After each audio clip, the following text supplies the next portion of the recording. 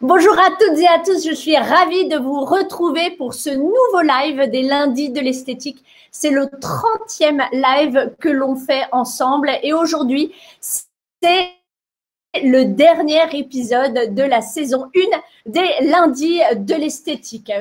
Saison 1 où il y aura quand même eu 30 épisodes très différents. Alors vraiment, merci de votre fidélité tous les lundis avec nous. Aujourd'hui, nous avons la chance de partir dans les coulisses de la fabrication de la dernière cire labellisée bio et la dernière cire naturelle du leader de la cire, Perron-Rigaud.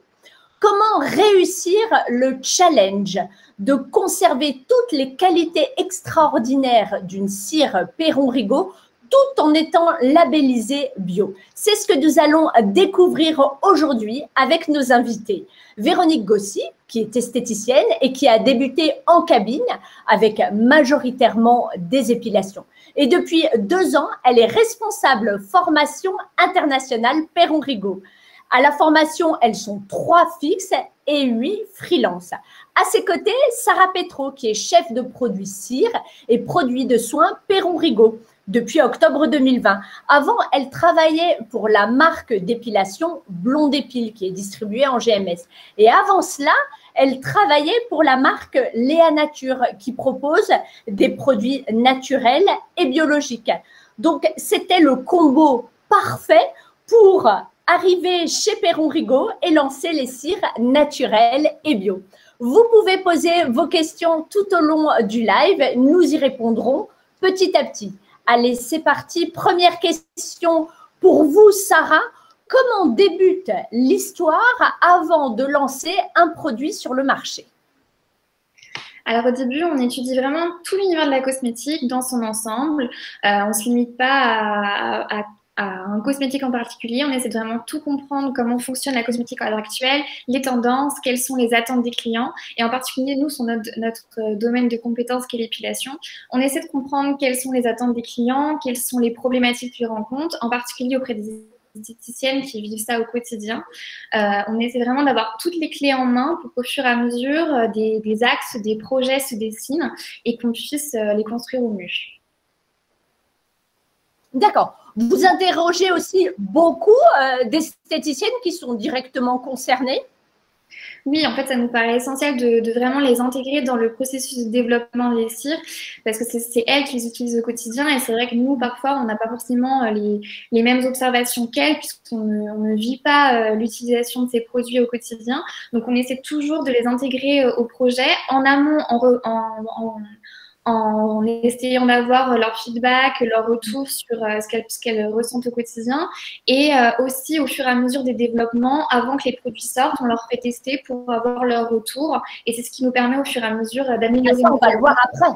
Je ne dis pas tout. Ça, il ne faut pas se dévoiler. Là, c'est étape par étape. Déjà, là, on en est à « on étudie le marché ». Donc, vous étudiez le marché. Et comment est-ce que vient l'idée de sortir des cires naturelles et bio avec bande et sans bande? Alors oui, on voit qu'aujourd'hui, de plus en plus, les femmes, enfin, les clients en général, sont très regardants sur la composition des produits. Et on voit que de plus en plus, les produits naturels et bio sont vraiment une véritable demande. Ça devient plus un marché niche, ça devient presque un marché de masse. Tout le monde s'intéresse de plus en plus à ça. Et ça nous paraissait essentiel, du coup, de nous aussi nous lancer sur cette typologie de produits et d'arriver avec une nouvelle gamme qui en tout cas, on a essayé d'aller au plus loin possible sur cette idée de naturalité. D'accord. Mais à la base, Perron-Rigaud est déjà une marque qui est très orientée vers le naturel, non? Oui, on a toujours utilisé des ingrédients majoritairement biologiques, majoritairement naturels, pardon. Mais là, l'idée, c'était vraiment d'aller encore plus loin avec des produits un peu plus puristes et des produits aussi qui soient certifiés Cosmos par EcoCert. Vraiment d'aller dans une gamme qui est vraiment centrée sur ces éléments-là et d'aller plus loin que ce qu'on a pu faire à l'heure actuelle. D'accord. Donc, après avoir étudié le marché et défini ce que vous souhaitiez, quelle est l'étape d'après? Alors, à partir du moment où on a vraiment fixé sur les projets qu'on voulait réaliser, là, ça commence l'échange avec notre laboratoire de formulation. On échange avec eux sur ce qu'on veut et c'est là qu'ils discutent avec nous, qu'ils nous disent ce qui va être possible, pas possible. Et c'est là qu'elles commencent à créer des échantillons de cire, qui nous les envoient et nous, après, avec Véronique et toute son équipe de formation, ils les testent, ils nous font des retours. On en envoie aussi à des esthéticiennes. Ça, c'est après, Sarah. Sarah, elle veut tout vous dévoiler petit à petit. Donc là, vous dites à la R&D, vous dites voilà, on veut ça, vas-y. Vous, personnellement, en tant que chef de produit cire, quelle est votre mission? Alors moi, ma mission, c'est que les produits qui sortent soient le plus en adéquation avec le marché. L'idée, c'est jamais de sortir des produits pour sortir des produits pour se faire plaisir. L'idée, c'est ce qu'on sorte et ce qu'on veut recevoir les clients répondent à une vraie demande, à un vrai besoin et voilà, d'être vraiment toujours en adéquation avec ça et ne jamais sortir des choses uniquement par plaisir. Toujours qu'il y ait du sens derrière. D'accord. On a déjà une question par rapport au retour sur l'arrachage avec ces nouvelles cires. Alors, Karine, on va en parler. Et on va en parler en particulier avec Véronique. Donc, Véronique, à quel moment est-ce que le service formation intervient dans la mise au point de ces produits? Là, on en était où Sarah et son équipe ont demandé à la R&D d'avoir une cire naturelle et une cire bio avec les qualités extraordinaires qu'on connaît des cires Perron-Rigaud. Effectivement, donc comme vous le disiez Sarah, on travaille tous en étroite collaboration et donc on échange avec la R&D, donc la recherche et développement au niveau de la finalisation et nous on rentre pour les tests à ce moment-là, on est là dans la phase de test et donc le service formation va tester toutes ces cires en aveugle. Il y a à la base un benchmark en fait et puis on le connaît pas, hein, on n'est pas influencé, on ne sait pas grand chose en fait, mais on a un brief de développement qui nous est communiqué en amont et qui va nous permettre d'avoir un fil conducteur. Mais alors ça représente à peu près combien de marques de cire à tester? Alors là, pour ce projet, on n'avait pas énormément de concurrence, en fait. Toutes cires confondues avec et sans bande, on était aux alentours de 10-12 cires à tester. Il faut savoir que la R&D effectue déjà un tri, en fait, en fonction de la concurrence. Elle enlève toutes les cires qui seraient pas du tout dans le bench de ce qu'on veut faire. Donc, effectivement, il ne restait plus énormément de cires à tester. D'accord. Et pour le bio, il y avait beaucoup de concurrence? Non, justement, c'est vraiment ça, c'est qu'il n'y a pas beaucoup de concurrents professionnels. En fait, il y a de la concurrence, mais sur d'autres marchés. Donc, on a testé d'autres marchés, ce qu'on ne fait pas forcément. Mais là, on a testé le marché, effectivement, du food, de la revente, B2C. Donc, on a élargi, en fait, notre gamme de cires à tester due à ça. D'accord. Alors, concrètement, vous avez dit que vous faisiez des tests à l'aveugle. Ça veut dire quoi? Ça se passe comment? Alors, très concrètement, en fait, on a toutes les cires existantes du marché naturel et bio qui a été sélectionnées donc, par la R&D qui nous est envoyée. Donc, il y a la concurrence et nous. On a des pots avec des numéros dessus, pas de nom. On a à peu près le mode d'emploi de chacune lorsqu'il est disponible. Et on fait un retour en fait sur des critères bien définis justement dans le brief qui nous est communiqué en amont parce qu'on doit vraiment valider des points précis et en aveugle, donc sans être influencé. D'accord. Alors en aveugle, ça veut dire que vous ne savez pas quelle est votre cire parmi toutes les cires qui vous sont proposées de tester. Vous dites que vous devez tester toutes ces cires sur des points précis. Lesquels, par exemple? Alors, par exemple, là, on avait la température, le temps de fonte. Hein. On sait que pour une esthéticienne, c'est très important pour préparer son début de journée, notamment. Il faut que ce soit rapide. La température d'application, bien évidemment, le confort de la cliente. Les parfums, parce que ça doit pas être dérangeant dans une cabine. Hein. C'est vraiment très important d'avoir justement cette harmonie olfactive dans une cabine. Et on teste, bien sûr, l'efficacité de la cire sur tout type de poils et sur toute zone, hein, petite ou large zone d'épilation.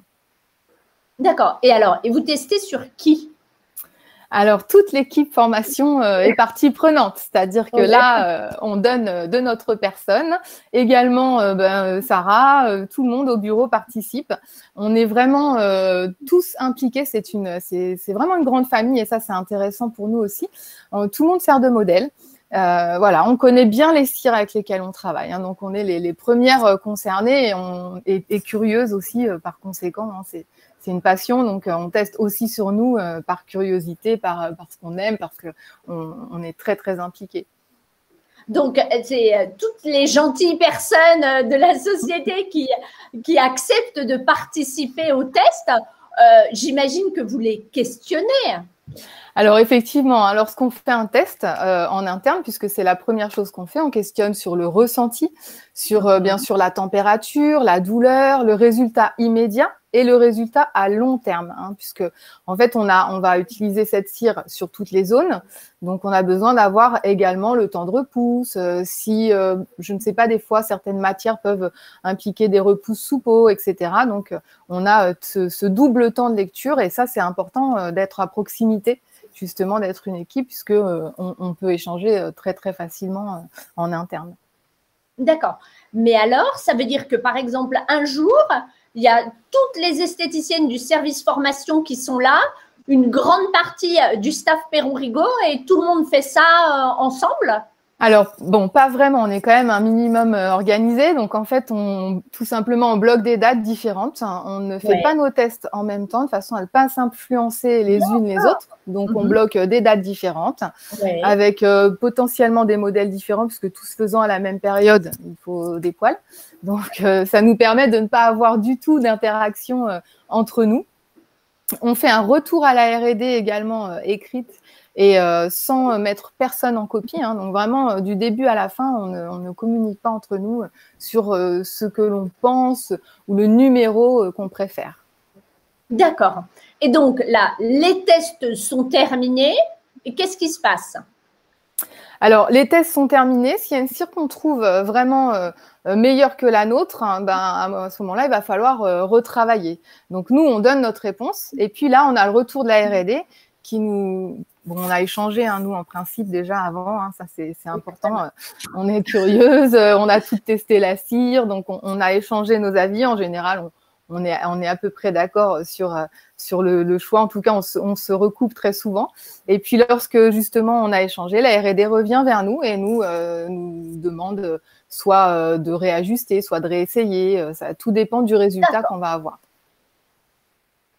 Et là, par exemple, pour la cire naturelle et la cire bio, ça a été validé dès la première session ou il en a fallu plusieurs? Alors là, pour la cire bio, on a eu besoin de 2 sessions parce qu'effectivement, à la fin de cette session, les retours n'étaient pas significatifs. Et effectivement, une deuxième session a été mis en place parce que, bien sûr, il y avait une efficacité, mais on avait une application qui n'était pas très agréable, donc on ne validait pas vraiment cet essai-là. D'accord. Il n'y avait pas vraiment le résultat à hauteur de Perron-Rigaud, donc il fallait retravailler. D'accord. Sarah, quelles sont les valeurs, vraiment l'ADN de Perron-Rigaud qu'il faut retrouver dans toutes vos cires, y compris dans celle-là? Alors, les valeurs qu'on devait retrouver dans ces nouvelles cires, c'était vraiment l'idée d'expertise, de haut de gamme qu'on avait dans nos autres cires, malgré qu'on soit sur une cire qui avait des contraintes plus drastiques que les autres du fait qu'on est labellisé Cosmos par EcoCert. Donc, on avait vraiment un cahier des charges beaucoup plus strict, ce qui nous a empêché parfois de faire des choses. Et aussi de rester sur cette idée d'haut de gamme. On a vraiment travaillé sur des packs et sur une communication qui répond aux critères de l'ère du temps pour que vraiment l'esthéticienne ait aussi envie de montrer ses produits, qu'elle n'ait pas envie de les laisser dans son placard, à la fois en vitrine, c'est pour ça qu'on a travaillé sur des affiches, et aussi via ces packs, parce que des fois l'épilation a tendance à pas forcément vouloir trop la montrer, alors que si c'est vraiment quelque chose qu'il faut qu'on montre, c'est une vraie prestation de qualité. Donc on a essayé aussi de travailler en ce sens pour que les esthéticiennes aient envie de les montrer. Alors, Perron-Rigaud, c'est du pur Made in France, Made in Loir-et-Cher. Pour ces cires-là, malgré toutes les contraintes drastiques, vous l'avez dit, pour être labellisé, vous avez réussi à tout bloquer en France? Oui, oui, on a tout réussi. Notre usine, du coup, en Loir-et-Cher a été certifiée par EcoCert. On pouvait, du coup, fabriquer nos cires dans cette usine. Donc, on a pu, comme nos précédentes cires, vraiment avoir un cycle de production Magnifique France complet. Toujours avoir des packaging recyclables. Donc, on est vraiment resté sur ces mêmes valeurs qu'habituellement. D'accord.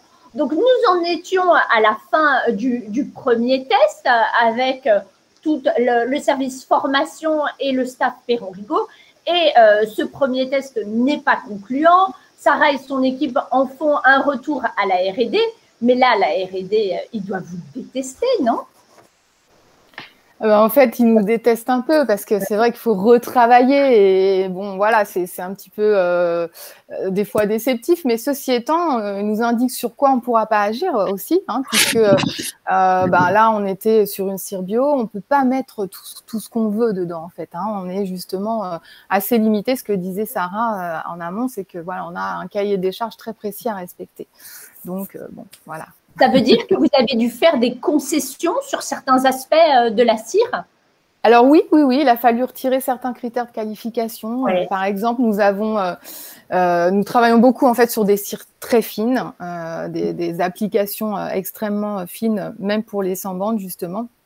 Et là, la sans-bande a dû être repensée sur une texture moyenne, car c'est vrai qu'au niveau des actifs, on ne pouvait pas être sur une application en couche extrêmement fine, comme on a maintenant l'habitude de travailler les cires. Donc ça a été effectivement une concession à faire parce que voilà, on cherche toujours des textures fabuleuses avec ou sans bande et on voulait malgré tout être dans ces textures-là, mais il fallait faire des concessions du coup sur la texture, l'épaisseur d'application, excusez-moi. D'accord. C'est difficile de faire des concessions? Alors, en fait, à la formation, on est habitué, hein, on a toujours des contraintes à respecter. Donc, on fait tout le temps des concessions. On a vraiment un suivi et on teste par rapport à un brief. Hein. Donc, voilà, nous, à partir du moment où on nous dit ce qu'on cherche, où on doit aller, on s'adapte. Voilà, on a le brief de départ, on sait où on doit aller. Là, on recherche une cire à minima aussi efficace que la boudoir, qui est un de nos best-sellers depuis qu'elle est sortie. Donc, on savait tout à fait où on devait aller. Et forcément, voilà, on est habitué, on s'adapte complètement aux besoins de la R&D. Et puis, voilà. Et combien de temps durent tous ces allers-retours avec la R&D et les tests? Alors, sincèrement, ça prend des mois parce qu'il faut sourcer tous les actifs, en fait. C'est vrai que là, quand on utilise une cire et qu'il faut qu'elle soit bio, que ce soit donc de tournesol, d'abeille, pour les cires les plus connues, il va falloir aller les chercher quelque part. Et ce sourcing prend du temps puisqu'on cherche la qualité, le meilleur partout. Et puis également, peut-être tout le monde ne le sait pas, mais dans certaines essences, dans certaines huiles ou cires, on ne peut pas trouver de labellisé. Donc, on va avoir certaines cires qui ne pourront jamais être labellisées. Et là, nous, c'est vraiment pas ce qu'on recherchait. Hein. On cherchait à labelliser complètement ce produit. D'accord. Sarah, pourquoi est-ce que vous avez souhaité labelliser vos cires? Alors, l'idée avec cette nouvelle gamme, c'était vraiment d'essayer le challenge pour nous d'aller le plus loin possible. Et on ne voulait pas être juste sur des cires naturelles, sachant qu'on a déjà de nombreux cires qui le sont déjà. L'idée, c'était vraiment d'aller jusqu'au bout. Et c'est pour ça qu'on a fait le choix d'être labellisé Cosmos par EcoCert, qui nous donnait un cahier des charges très strict. Et du coup, c'était challengeant pour nous vraiment d'aller le plus loin possible et de ne pas être sur un soupçon d'ingrédients bio par-ci, par-là pour se donner un peu une bonne image. On voulait vraiment aller le plus loin possible et avoir tout un processus complet qui soit éthique et écologique. On a une fabrication qui est française, on a une production qui suit des normes respectueuses et on n'a aucun ingrédient issu de la pétrochimie. Donc pour nous, c'était vraiment essayer d'aller le plus loin possible dans cet objectif-là. Respecter toutes ces règles, ça vous a empêché de faire certaines choses? Oui, il y a certaines choses. Par exemple, nous, au début, on avait l'idée de faire une cartouche avec ces cires, mais en fait, déjà, on trouvait que c'était un peu un non-sens parce que on se revendiquait d'avoir des valeurs liées à l'environnement, alors qu'on voulait proposer un produit avec une cartouche qui est donc remplie de plastique. Donc ça, pour nous, c'était un peu un non-sens et il n'existe pas à l'heure actuelle de cartouche qu'on puisse certifier Cosmos. Donc si on avait fait ce choix-là, on n'aurait pas pu être certifié Cosmos. Et on a aussi, en termes d'ingrédients, des ingrédients qu'on ne peut pas utiliser. Donc forcément, ça prend plus de temps parce que la R&D met du temps à trouver l'ingrédient qui pourra faire qu'on atteindra notre objectif. Alors que nos cires conventionnelles, on n'a pas de limite, donc on fait un petit peu ce qu'on veut. Donc forcément, c'est beaucoup plus facile le développement. Donc oui, c'est des contraintes, mais voilà, on a réussi à quand même aller au plus loin qu'on était capable d'aller, en tout cas à l'heure actuelle. Donc on est satisfait. Alors, on l'a bien compris, Véronique, après le premier test, même si chaque formatrice fait les tests de son côté, vous échangez entre vous. Le premier test n'était pas concluant, mais est-ce qu'au moins entre vous, vous étiez toutes d'accord? Alors oui, effectivement, là, c'est vraiment coup de chance. On était toutes d'accord sur vraiment, voilà, celle sur laquelle notre choix se portait, c'était la même pour tout le monde. Donc, bon, bah, comment vous dire, à ce moment-là, la R&D nous déteste un peu moins parce qu'elle repart pas de zéro. Donc, c'est vrai que bon, c'était beaucoup plus simple et facile pour elle. On n'a eu que la moitié de voilà, parce qu'en plus, la cire que vous préfériez, c'était en plus la cire de Perron-Rigaud. Exactement, voilà. Ouais. Et du coup, malgré tout, la R&D travaille sur une deuxième session. Effectivement, donc du coup après là on rentre dans vraiment un aller-retour lors de la deuxième session parce que voilà il faut vraiment que nous on arrive aussi à trouver un accord sur ce qu'on doit rechercher, etc. Et là après plusieurs mois, donc lors de la deuxième session, on a vraiment la cire bio et naturelle qui ressortent vraiment. Nos tests sont concluants, que ce soit en termes d'arrachage, de température, d'odeur. On travaille sur des parfums naturels, voire donc pas de parfum en fait, des éléments naturels. Donc il faut aussi que ce soit agréable. Parce que bio signifie pas non plus que ce soit désagréable. Donc là, voilà, tout est très cohérent. Et puis la bonne surprise, c'est quelque chose que je partage avec vous parce que j'ai été la première surprise, c'est que lors de ces essais, on valide donc les cires et le lendemain, je me dis mais j'ai une peau qui est trop douce, qu'est-ce qui se passe? Et j'associe ça à la cire parce qu'effectivement, bien entendu, je m'applique avec des cires Perron-Rigaud. Et là, je vois une vraie différence sur la texture de ma peau. Donc c'est le vrai plus par rapport à ce qu'on peut avoir habituellement. Même si c'est un produit qui se retire par définition, parce qu'on est sur de la cire, on a un vrai ressenti différent sur la texture de la peau. D'accord.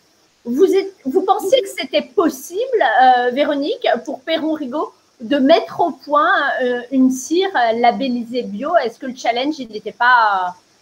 Oui, nous, on n'a jamais douté. En fait, on se donne quand même toujours les moyens d'arriver où on veut. Donc, s'il y en a qui avaient réussi, pourquoi pas nous? Donc, il n'y avait pas de raison que ce challenge soit pas vraiment relevé par Perron-Rigaud. Et puis, voilà, on fait tout en France, on sous-traite rien.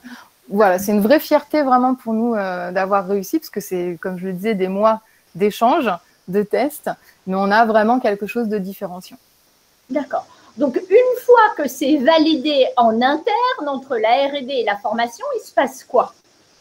Alors, c'est loin d'être fini, puisqu'en fait, nous, en interne, on est tous d'accord, on s'auto-congratule, voilà, on est tous très contents, mais ça ne suffit pas, puisque effectivement, on va travailler avec toutes les esthéticiennes de France et de Navarre, donc on va vraiment aller beaucoup plus loin, les tests continuent. La cire est envoyée dans des instituts de tests français avec lesquels on collabore toute l'année sur tous nos projets. Et puis aussi à nos distributeurs, par exemple, en Scandinavie, aux États-Unis, parce qu'ils ont une température différente.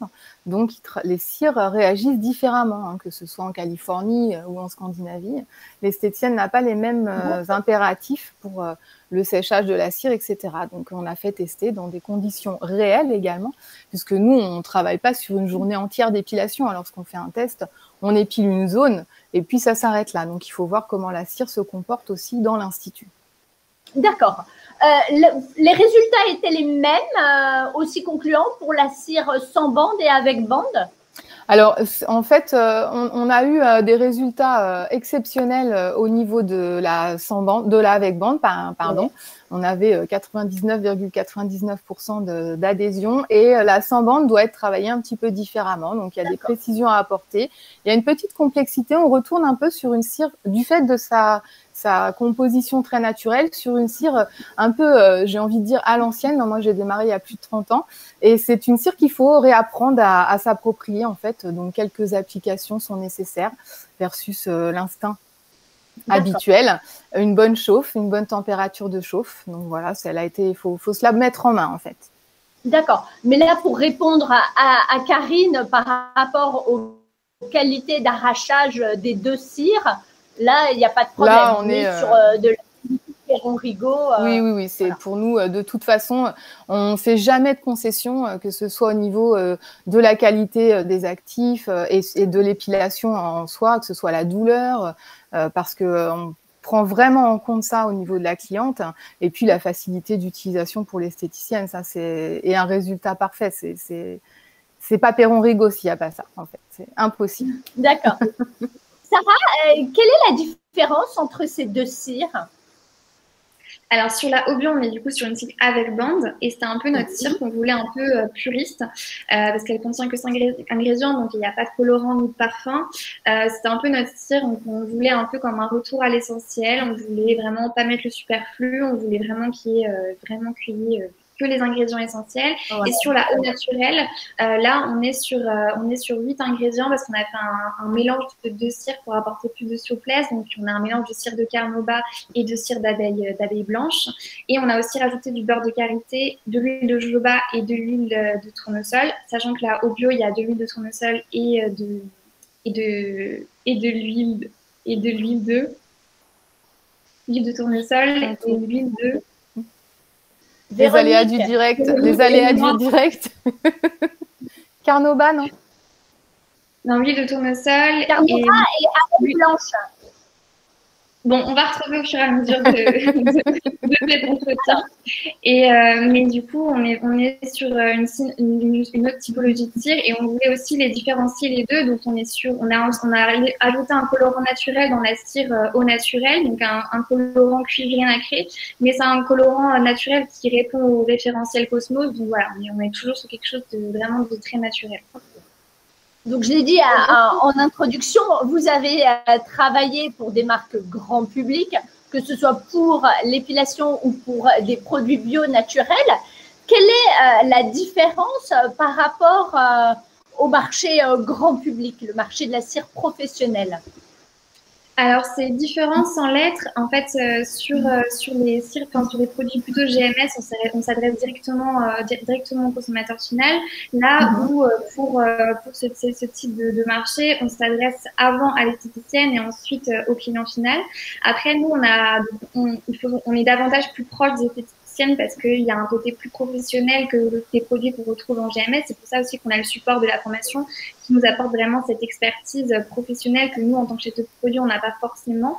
Donc voilà, elles sont vraiment dans la peau d'une esthéticienne, alors que du coup, c'est un peu différent. Mais en même temps, nous, on a vraiment eu cette volonté aussi de travailler les produits de manière à ce que les esthéticiennes veuillent les montrer à leurs clientes, qu'elles soient complètement transparentes avec elles, au même titre que les produits visage ou corps qu'elles utilisent en institut. Donc, on a vraiment aussi travaillé sur les packs, sur la communication pour que ce soit attractif et accessible au client final. Donc, on va dire que c'est différent sans l'être. Voilà, il y a des points communs, mais des spécificités aussi. D'accord. Quels sont les avantages, Véronique, pour la cliente finale de se faire épiler par l'une de vos deux cires? En fait, comme je le dis souvent, voilà, toutes les clientes qui s'intéressent à ce qui se passe dans le petit pot de cire lors de leur épilation, eh bien, cette gamme, elle est rassurante puisque, voilà, comme disait Sarah, il y a vraiment il y a 5 ingrédients, quoi. Donc, c'est transparent comme de l'eau de roche, j'ai envie de dire. Donc, pour toutes ces clientes qui sont de plus en plus exigeantes, elles sont demandeuses d'un service, d'un suivi, d'une prise en charge. Voilà, elles veulent une qualité. Aujourd'hui, les clientes, elles regardent vraiment tout ce qui va avoir autour de ce fameux petit pot. Qu'est-ce qui se passe dedans, comment il a été fabriqué, au même titre que leur pot de soin pour le visage. Hein, en fait, tout ce qu'on mange, ce qu'on s'applique, tout ce qu'on utilise maintenant, on a vraiment on prend en compte l'impact effectivement sur l'environnement. Donc, c'était vraiment important d'avoir un produit complètement validé pour toutes les esthéticiennes et qu'elles puissent en parler, justement, le fabriquer en France, etc., qu'elles puissent en parler au niveau de leurs clientes. Ça, c'est vraiment très, très important. Sans ça, on peut absolument pas avancer. Je ne sais pas si... Non. D'accord, oui, mais tout le monde était figé. Est-ce que le bio est un levier, Véronique, Sarah, pour drainer de nouvelles clientes? Alors oui, en fait, c'est parce qu'on considère que même si, alors il y a des instituts qui sont vraiment spécialisés dans tout ce qui est produits bio et naturels, donc on sait que c'est vraiment pour elles une évidence et une vraie attente. Mais on considère aussi que les instituts plus conventionnels peuvent pouvoir recruter aussi des nouvelles clientes via ce type de produit. On sait qu'il y a des clients qui adorent se faire épiler avec des cires bleues, roses, à paillettes, mais aussi il y a des clients qui sont vraiment sensibles à ce type de choses et c'est potentiellement grâce à ce type de produits qui sont bien mis en avant en vitrine ou via l'esthéticienne que certains clients vont pouvoir potentiellement franchir le pas de venir en institut, sachant que c'est pas forcément une épilation une prestation trop impliquante parce que c'est quand même des petits prix et qui est aussi très fidélisante parce que généralement quand on commence on n'a plus envie de s'arrêter de se faire épiler là-bas. Donc voilà, je pense que ça peut être une bonne chose autant pour les instituts spécialisés que pour les instituts conventionnels. Même question pour vous, Véronique. Est-ce que ces cires sont un véritable levier pour faire venir de nouvelles clientes à l'Institut? Est-ce qu'elles ne sont pas dédiées qu'à des instituts qui sont déjà orientés bio ou naturels? Mais en fait, tout institut qui souhaite se différencier, hein, parce que vraiment, soit parce qu'ils ont une zone de chalandise très concurrentielle, soit parce que, bon, effectivement, il va falloir se défendre sur une autre image, apporter de la nouveauté dans sa carte. On sait que, voilà, l'épilation, c'est vraiment la première prestation en institut, hein, 60% du chiffre. Donc, c'est vraiment très, très important pour l'esthéticienne d'aller chercher ce qui va être différenciant. Hein. Donc, pour tous ceux qui font que des épilations à la chaîne, toutes ces chaînes justement d'épilation, elles vont pas pouvoir jouer cette carte et un institut indépendant va pouvoir jouer tout à fait cette carte de sur-mesure. Donc, si elle décide de travailler avec une cire bio ou naturelle, elle doit le revendiquer, le mettre en avant. Mais voilà, ça n'empêche absolument pas de garder sa cire habituelle et ses prestations habituelles. Donc, en fait, ça s'adresse vraiment à tout le monde. C'est pour répondre un peu à toutes les envies, tous les besoins des différentes clientes, en fait, quelles qu'elles soient. Mais comment, concrètement, est-ce qu'on met en avant sa cire bio? Comment est-ce qu'on la valorise, Véronique? Alors, en fait, dans un premier temps, il va vraiment falloir le faire savoir à sa clientèle. Parce que si, je parlais de petits pots, donc si on n'en parle pas, comment est-ce qu'elle pourrait savoir qu'on a changé quelque chose? Donc déjà, il va falloir le communiquer directement dans l'institut, mais aussi en vitrine, utiliser de la PLV, voilà, communiquer vraiment. Pour moi, c'est vraiment la première chose à faire. Ensuite, il va falloir aussi différencier son prix de prestation.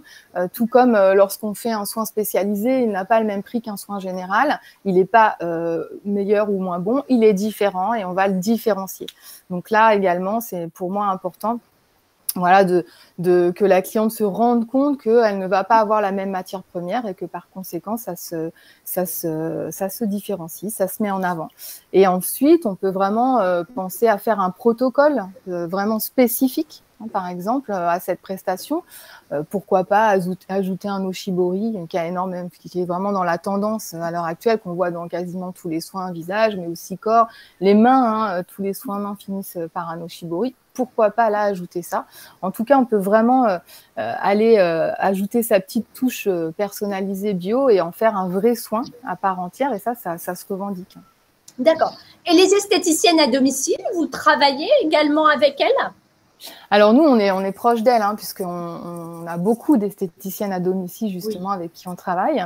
Et on est en train de travailler. Alors Sarah vous dévoilera pas tout, mais on pense quand même aux cartouches parce que c'est vrai que c'est difficile de faire sans. Donc en tout cas pour ces jeunes femmes qui travaillent à domicile. Donc c'est quelque chose sur lequel on continue d'avancer et de travailler. D'accord. Sarah, il y a déjà des cires bio professionnelles qui existent. Quelles sont les différences des cires Perron-Rigaud? Alors oui, il en existe déjà. Après, c'est pas forcément un marché dans l'épilation, c'est pas des choses qui sont encore très développées. Nous, c'est que vraiment en tant que leader des cires à épiler, on ne se voyait pas ne pas proposer cette typologie de produits. Après, nous, on a vraiment voulu rester sur cette identité de produits haut de gamme, d'avoir vraiment cette expertise. On a vraiment choisi aussi d'avoir l'ensemble de notre gamme qui soit certifié par certifié Cosmos.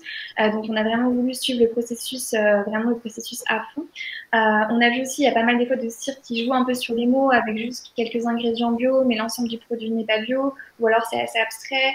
Et on a vraiment aussi voulu aller sur une production qui soit responsable, sur des packs qui soient recyclables. Donc, on a vraiment essayé d'aller le plus loin possible. Et aussi que les cires et la communication qui soit à côté participent aussi à cette belle notoriété de l'épilation qu'on ait vraiment toujours envie de la montrer aux consommateurs et aux esthéticiennes.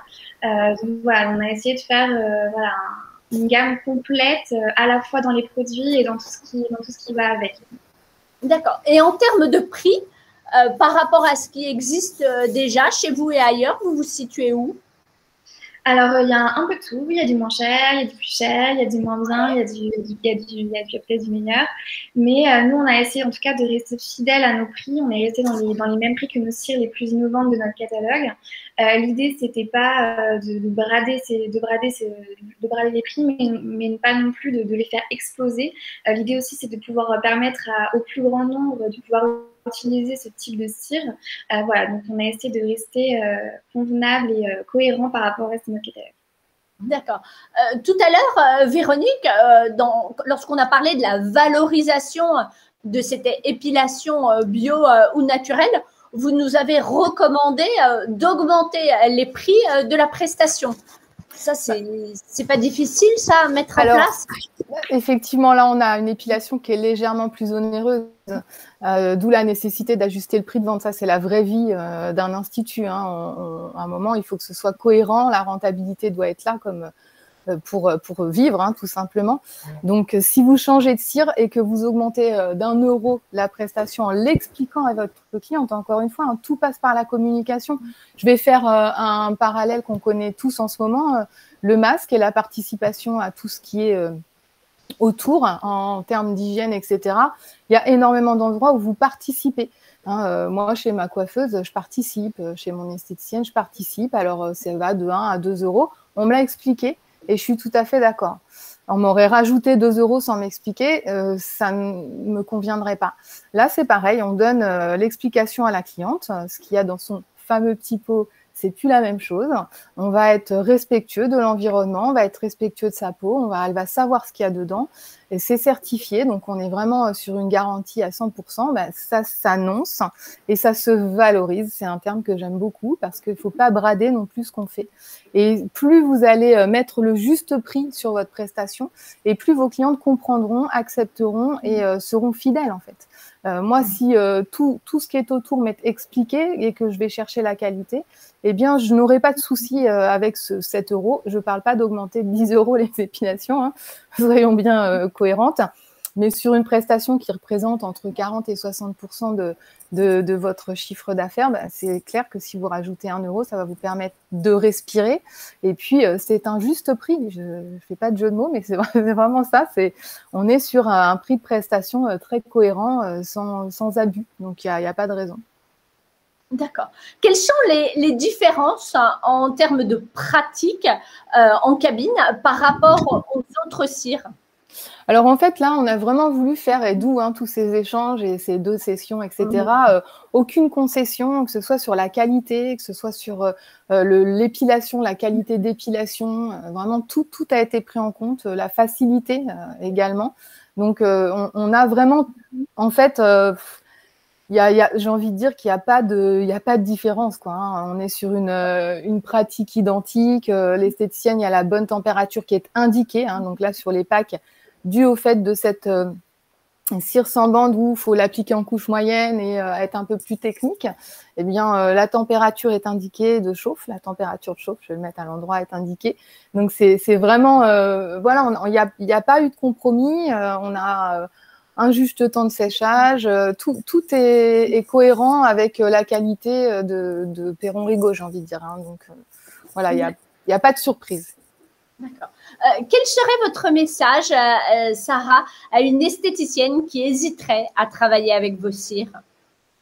Alors, je dirais de ne pas avoir peur de tout ce qui est naturel et bio en se disant potentiellement que ce sera peut-être moins efficace que ce qu'ils ont l'habitude d'utiliser. Même si, alors là, par exemple, sur comme la comme le disait Véronique, il y a des petites différences, voilà, des petites choses à savoir pour pouvoir bien l'utiliser. À partir du moment où on le sait, après tout va bien. Mais je pense vraiment qu'elles peuvent répondre à une attente de cliente qui est insoupçonnée et donc ça peut permettre aussi de lui ouvrir son panel de clientes. Et aussi on a vraiment travaillé sur ça, de pouvoir mettre en valeur l'épilation. Voilà, il faut qu'elle soit fière de ça. Et donc, au travers de ce nouveau lancement, ça peut vraiment être une belle occasion de recruter des nouvelles clientes et voilà, d'avoir une nouvelle proposition, une nouvelle offre à proposer à leurs clientes avec ce type de produit. D'accord. Le mot de la fin, Véronique, il est pour vous. Quel serait votre conseil par rapport à l'épilation? Alors, la première chose, c'est vraiment, je dirais à toutes les esthéticiennes qu'il faut qu'elles soient fières, vraiment fières de leur métier, de leur formation. Voilà, une épilation, c'est un service qui est technique. Une esthéticienne, elle justifie de 2 à 4 ans d'études. Donc, vraiment, il faut valoriser ses compétences auprès des clientes. Il faut vraiment être fier de ce qu'on fait. Si une cliente pousse la porte d'un institut pour se faire épiler alors qu'il existe X façons de se débarrasser de ses poils, on va pas les citer, je veux pas savoir. En fait, si vraiment elle vient, c'est qu'il y a un savoir-faire. Donc, la première chose, c'est vraiment valoriser son savoir-faire et arrêter de faire du pas cher parce que c'est vraiment quelque chose qui est dévalorisant. Et puis, l'épilation, c'est la première prestation reflet de l'Institut, donc ne la passez pas sous silence. Voilà, ce sera mon mot de la fin. D'accord. Et mon mot de la fin, c'est l'huile qu'on cherche tout à l'heure, c'est l'huile de jojoba. Voilà le mot de la fin. Il y a une esthéticienne qui demande où pouvons-nous tester vos nouvelles cires? Mon espace beauté ne sera ouvert qu'en septembre.